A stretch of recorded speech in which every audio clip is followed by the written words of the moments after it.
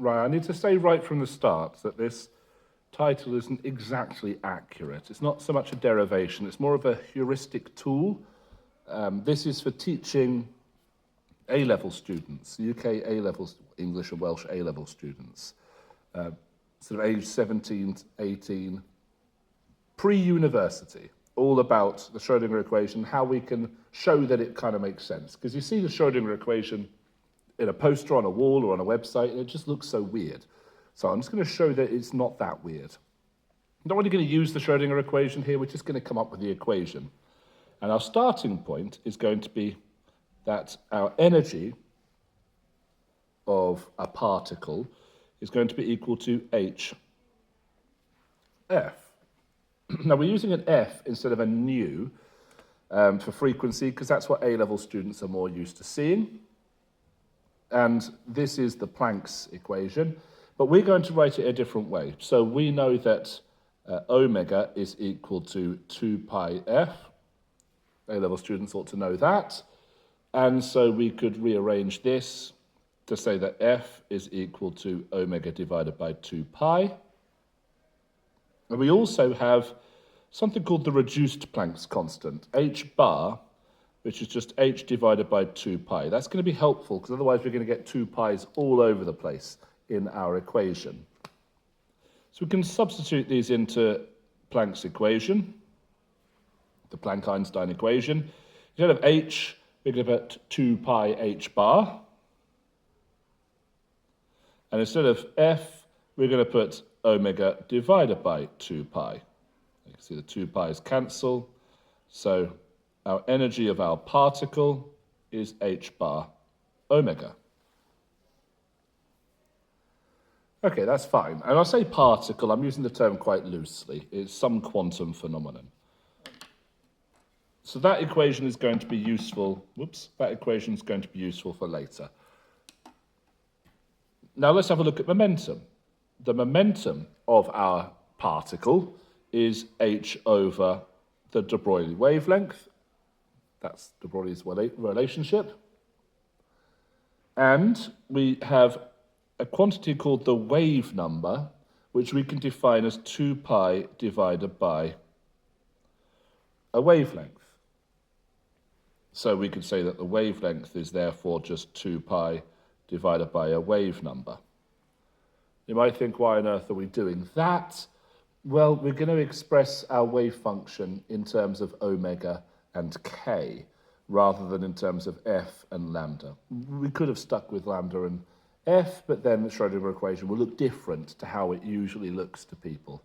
So let's stick with this. So I can use the reduced Planck's constant into this equation. So instead of h, it's going to be 2 pi h bar, just as we had before, and then is divided by lambda. So that's going to be the same as k divided by 2 pi. The 2 pi's cancel. So we're left with momentum is equal to h bar k, where k is the wave number. So that's the momentum of our quantum phenomenon, our particle. That's our starting point. Now what we're going to do is we are going to write an equation for the total energy that we have got in our system. In our system, it's going to have kinetic energy, it's going to have potential energy. So the total energy we've got is going to be equal to the kinetic energy, Ek, plus the potential energy, which I'm just going to call V. Now, what is Ek? Well, this is where it gets a little bit weird, a little bit dodgy, because I'm going to use the classical physics equation half mv squared. Obviously, if we want to use a relativistic kinetic energy, that would be perhaps maybe better, but let's just stick with this. Feel free to go in the comments and berate me for this later. So this is going to be half, and what I could do is I could multiply the whole lot by m to get m squared v squared, as long as I also divide it by m. So I've just multiplied my equation by m divided by m. And I've done that because m squared v squared is my momentum squared. So I've now got momentum squared divided by m. And you can see we've got a 2m here, and if you're familiar with the Schrodinger equation, the 2m does appear in the Schrodinger equation. So we could substitute this into our equation for the total energy. Call it a Hamiltonian if you want, but I'm not going to go there yet. So that's going to be p squared over 2m, that's the kinetic energy part, plus v, the potential energy part. Right, we'll use that later. What we'll do later is we're going to equate that to h bar omega. I mean, I might as well just do that now. H bar omega, so it's all in one place. And of course, we've got p down here, which we can substitute. Well, I might as well do that as well. I might as well. So let's just put in there, I'll put E again now. E equals h bar squared k squared over 2m plus v equals h bar omega. I'll just leave it like that for now. So let me draw a box around that equation. That's our Hamiltonian. Right, so the Schrodinger equation works on wave functions. The particles of quantum phenomena are described by wave functions. And the simplest sort of wave function, I'm going to use a capital psi for this. Typical sort of wave function might be something like some amplitude, whatever that is, doesn't really matter. Let's call it psi 0, doesn't matter. Multiplied by cosine of kx minus omega t, something like that. That's a wave function. But what we're going to do is we're going to use this exponential form of a wave function. So we're going to use Euler's relationship. Sometimes best pronounced Euler. We're going to use Euler's formula. And what Euler's formula says is that e to the ix is equal to cosine of x plus this imaginary part, I sine x. So we're going to use this instead. There's a real part, which is what we've got here. We're not going to use that. We're going to use Euler's relationship instead to form our wave function. So there'll be an imaginary part as well. Now, the physical significance of that, perhaps that needs another video. I'm not going to do that now. So we've got psi, there it is, and we're going to express that as a wave function. We need some sort of amplitude, and I don't want to keep writing psi 0 each time. Let's just call it c, it doesn't really matter. It's a constant anyway. E to the power of I, and then rather than x, cosine x, we're going to put in this same phase we had before, kx minus omega t.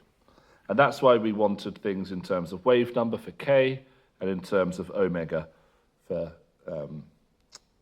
so wave number k for in a direction, and in time we wanted in terms of omega instead of f and lambda. Right, so we're going to use that equation in here. So first thing I'm going to do is differentiate with respect to time and with respect to space. So let's differentiate our wave function with respect to time. And that means this is a partial derivative, which means we treat everything except t as a constant. So this is going to be the chain rule, because we've got a function of a function, which means we've got I minus omega, so minus I omega multiplied by c e to the I kx minus omega t. So A-level students would tend to know that if you differentiate an exponential function, it stays as an exponential function. But they would tend to know the chain rule as well. So that should be, oops, didn't mean to draw that. That should be not too tricky for them. So that's fine, but you'll notice ce to the power of I of this phase, that is what we called psi. So what we're saying is that the rate of change of psi is equal to I minus I omega psi. Another way of saying that is that the operator del by del t is equal to minus I omega. That's an operator. That is the temporal derivative. So we're going to use that later as well. Let's draw a little box around things that we might use later. Right, now let's do the spatial derivative.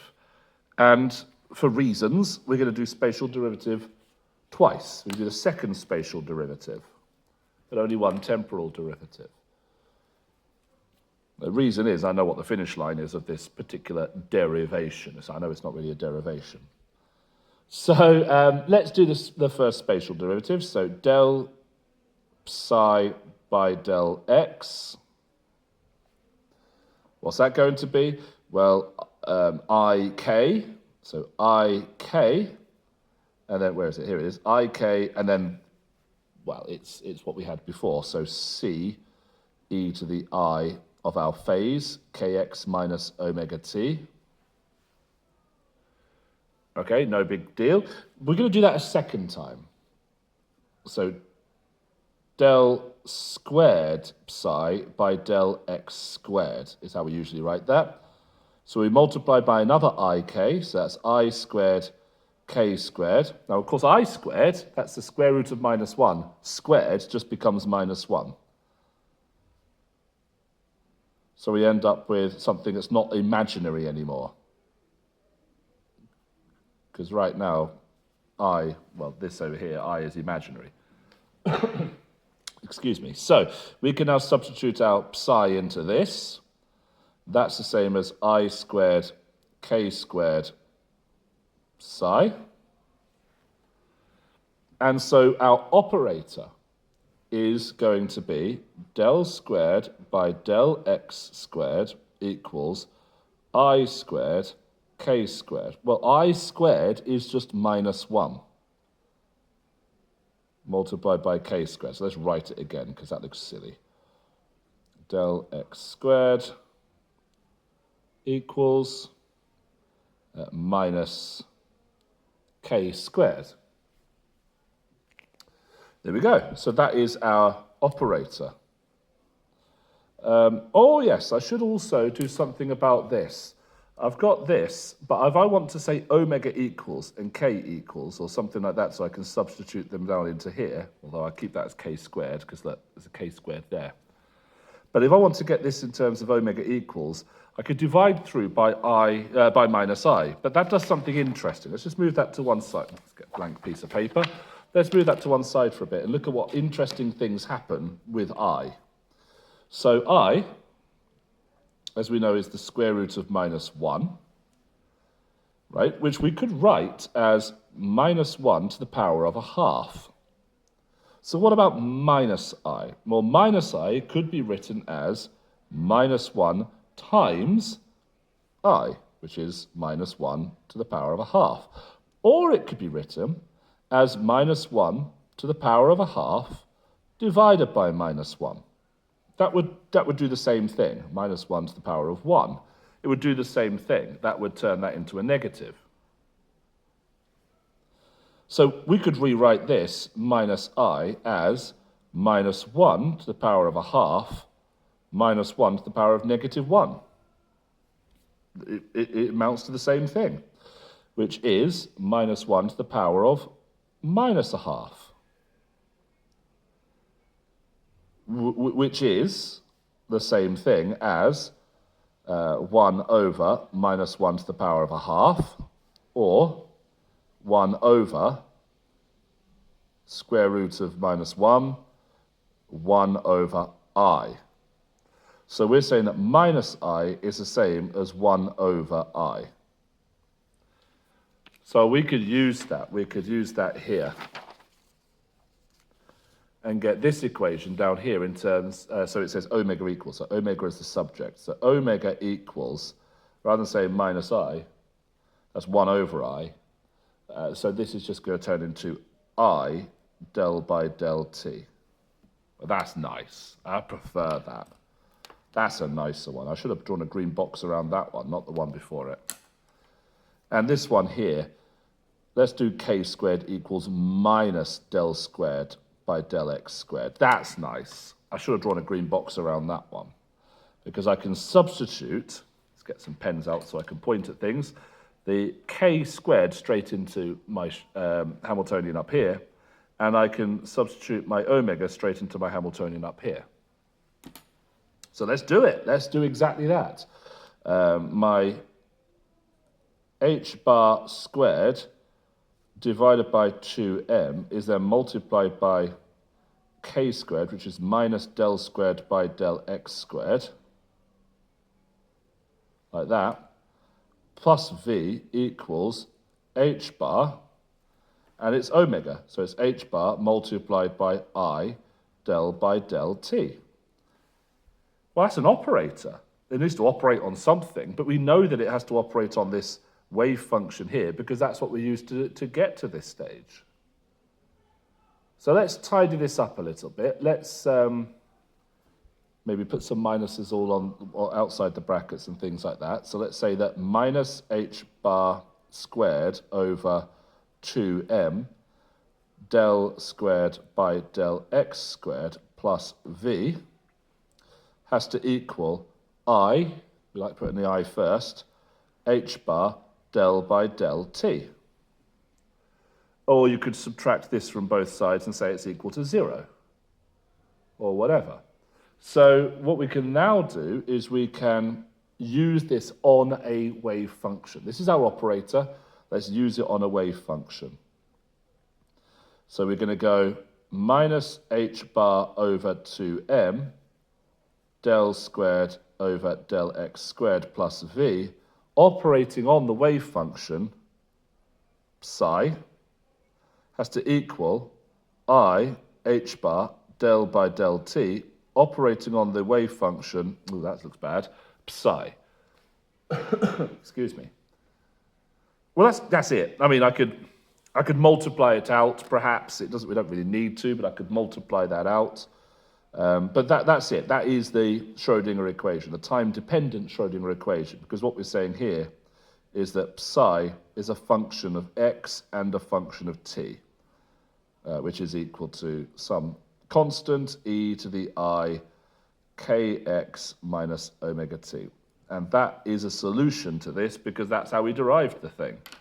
So let's put a nice box around our Schrodinger equation.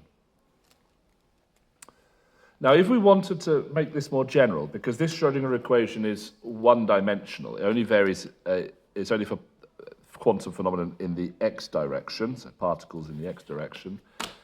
So if we wanted to make it more general, what we could do is we could replace the del squared by del x squared, we could replace that with what's called the Laplacian operator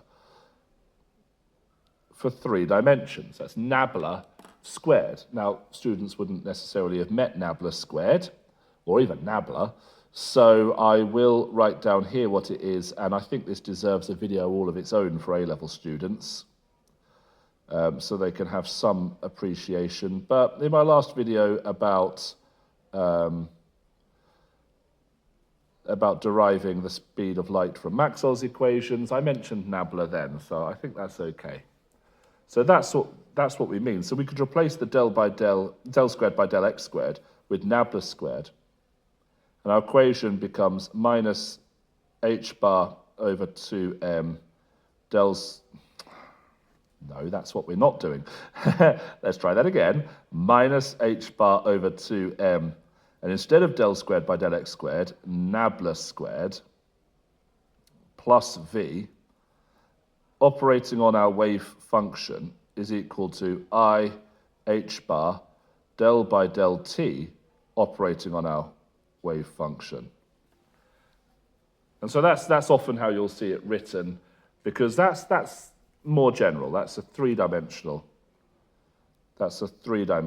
x, y, z, t wave function, which means it's going to have k in the x directions, k1x, k2y, k3z, and so on. So there we are. derived Maxwell's equation, sort of derived Maxwell's equations. At least we can convince ourselves that it's not completely bonkers. It does have this classical kinetic energy term here, and yet we've got a little bit of quantum physics trying to creep in. And what can we do with it? Well, we can solve things. You know, we can work out k's and omegas that give us solutions to this sort of thing. But again, using Schrodinger's equation, I think that deserves another video. And we haven't even talked about whatever this energy function is here. I mean, you know, this is also going to, this potential here is going to be a function as well. And it could be a function of time. In fact, this is a time dependence. So v will also be a function of x, y, z, but also t, whatever that function looks like. Anyway, look, we've gone on long enough, so let's stop there. That is Schrodinger's equation for A-level students in a bit of a nutshell. I'll do a video later where I use the thing.